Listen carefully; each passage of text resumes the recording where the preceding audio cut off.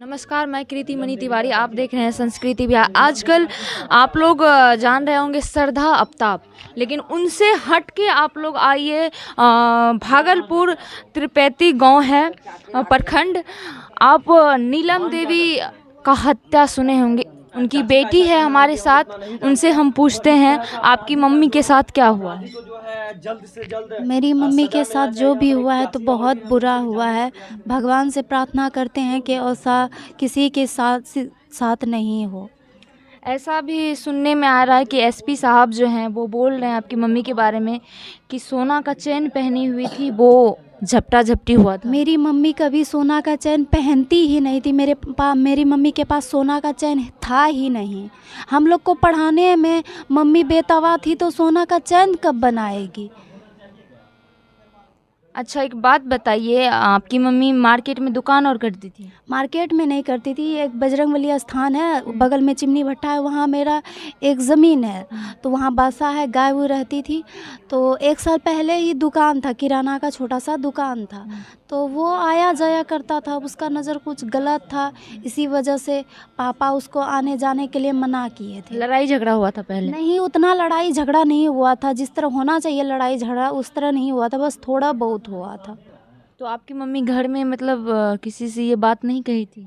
मेरे पापा ही खुद उसको भगाए थे कि आप मेरे यहाँ मत आइए, और भी दुकान है। यानी आपके घर पे भी वो आते थे? क्या नाम था उसका? शकील मियाँ? यहाँ जो मेरा पर्सनल घर है ना, तो यहाँ नहीं आते थे। जो बासा है, जहाँ दुकान था किराना का, वहाँ वो आया करता था। तो आपकी मम्मी जो जिस टाइम ये कांड हुआ, ये हत्या हुआ, उस टाइम आपकी मम्मी कहाँ गई थी? मेरी मम्मी उस टाइम मार्केट गई थी। फिर मार्केट साथ में कोई नहीं गया था? मेरे भाई भी गए थे, लेकिन वो कुछ सामान लेके आ गए। मेरी मम्मी डेली ऑटो से ही आती थी। उस दिन ऑटो नहीं मिलने के वजह से मेरी मम्मी पैदल आई। उनके बाद वो पीछे की है? हाँ, वो उसका तो पहाड़ पे बासा है, ये है, वो पीछा किया होगा। और वार जब भी किया है तो वो पीछे से किया है, आगे से नहीं किया है। जैसा कहा जा रहा है कि आपकी मम्मी का 10 टुकड़ा किया गया हाँ, है। 10 से 12 टुकड़ा किया गया। टुकड़ा अलग तो नहीं किया गया, लेकिन पूरी तरह से समझिए कि वो अलग ही कर दिया गया था।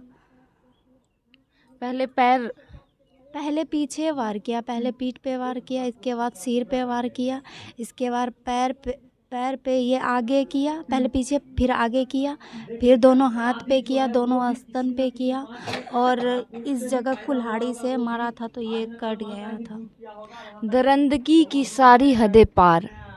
आप लोग पहले भी सुने होंगे 35 टुकड़े सुने होंगे श्रद्धा अफ्ताब का। अभी आप नीलम देवी का सुन रहे हैं।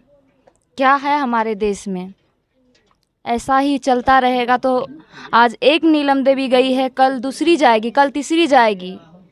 आपका प्रशासन का क्या रोल रहा इसमें? प्रशासन तो बोल रही थी कि पैसा के लेन देन में ऐसा हुआ है, लेकिन जहाँ तक मुझे पता है, मैं उनकी बेटी हूँ, तो मम्मी हर किसी को बताए या नहीं बताए, लेकिन अपनी बेटी को सब बात बताती थी, और हमको भी बताती थी। मम्मी हर बात बताती थी। पैसा अगर लेना ही था, मान के चलिए पैसा अगर मेरी मम्मी ली होगी, तो इस तरह का मौत मारने का उसको हक किसने दिया है? मेरी मम्मी पैसा लेती थी। वो फिनांस जो होता है, जो किस्त उठाया जाता है, उस पे पैसा लेती थी मम्मी, लेकिन कैसे किसी से पैसा उधार या ये सब लोन लेती थी? हाँ, लोन लेती थी। लोन 3 लोन मेरी मम्मी चलाती थी। और नहीं, मेरी मम्मी सोना का लॉकेट पहनती थी। इनका कहना है कि नहीं, हमारी मम्मी सोना का लॉकेट पहनती थी और किसी से उधार भी नहीं लेती थी। तो यहाँ पे आप देख सकते हैं, लेकिन एसपी साहब ऐसा बयान दिए हैं। अब एसपी सर किसके कहने पे दिए हैं ये तो हमको पता नहीं, लेकिन मेरे घर से ऐसा कुछ भी बोला नहीं गया है। प्रशासन से आप क्या मांग कर रहे हैं? प्रशासन से बस यही मांग है कि उसको 15 से 20 दिन के अंदर फांसी हो जाए। अगर फांसी नहीं हुआ तो? फांसी अगर नहीं दे सकती है सरकार, तो सरकार बोले कि हम फांसी नहीं दे पाएंगे, वो उसको मेरे हवाले कर दे। जिस तरह से वो मेरी मम्मी को मारा है और काटा है, उसी तरह से उसको भी 20 चौराहे पे हम काटेंगे। तो इनका कहना सुन लिए कि बेटी है और बेटी के अंदर कितना दर्द होता है, तरफ होता है, हम लोग क्या बोले, बोलने की हालत में है ही नहीं। जो सुन रहे हैं, जो देख रहे हैं, महिला पे इतना अत्याचार हो रहा है, ये कब तक रुकेगा? आप लोग कमेंट में ज़रूर बताइएगा। ये हिंदू मुस्लिम जो है ये कब तक चलेगा? आप सरकार से मुआवजा के बारे में कुछ मांग?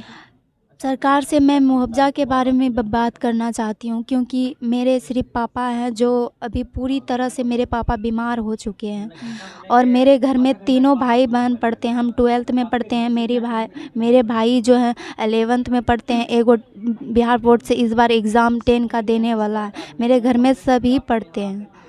सरकार से क्या चाहते हैं? मैं सरकार से यही मांग करना चाहती हूँ कि जिस तरह मेरी मम्मी खुश रखती थी, उसी तरह हमको खुश रखे। और सरकार से मैं ये भी मांग करना चाहती हूँ कि जितना ज़्यादा से ज़्यादा हो सके हमको सहायता करे।